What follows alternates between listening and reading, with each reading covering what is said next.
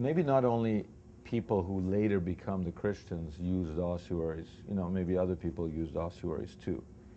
But it was probably disproportionately used by the followers of Jesus. Why? We know for a fact that it was used just before, during, and after Jesus' life. It's a fact. We know for a fact it's mostly in Jerusalem. It's a fact. We know that pretty much the only connection of ossuary use anywhere else is the Galilee, where the Jesus movement comes from. In fact, they're called Galileans often. It's like a synonym for the followers of Jesus, the Jesus movement. Now, Jesus was not the only Messiah, meaning person that people believed was Messiah at the time. Josephus talks about others later, even after Jesus. There's Bar Kokhba, there's Rabbi Akiva, the greatest rabbi in the Talmud, says that's Messiah. Meaning other people were involved in messianic claims.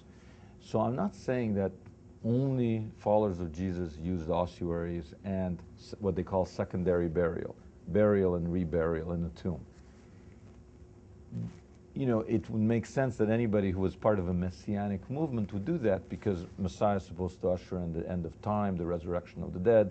And if somebody died before the end of time, they may want to put their bones in an ossuary so they kind of have a front row seat to the apocalypse, to the end of days. So it's possible that other messianic movements also used ossuaries. It's possible that Jerusalem aristocracy wanted to be like the Romans. The Romans used urns. Jews are not allowed to burn bodies, cremate and put, but maybe ossuaries was like Jewish version of Roman urns. It's possible that some other people used tombs and ossuaries also. But I would not be surprised if there's a disproportionate number of Jesus followers who are using ossuaries and tombs because they believe the Messiah is here. And the fact is that it just started, this practice, just before Jesus. It overlaps with his life. And it just continues for only like 40 years after the crucifixion. That's it.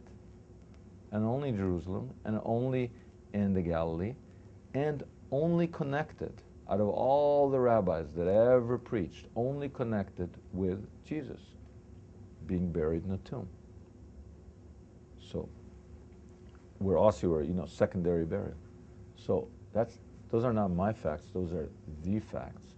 And now it's a question to really study. But people come, with a, what are you saying? These are not typically Jewish. There could be a lot of Judeo, Jesus followers. Well, maybe, as a scientist, start with the facts and then reach the conclusion. Don't start with, oh, it couldn't be, and then push the facts in the direction that you want them to go. You have to be open. Maybe we're finding more Jesus followers than we find typical Jews. Why? Because typical Jews were buried in the ground, so you can't find them. And if disproportionately Jesus followers use tombs, archaeologically, you're going to find them. That doesn't mean they're the majority of the Jews in the first century. That just may mean that they're the majority of people who use tombs, and that's why we're finding them.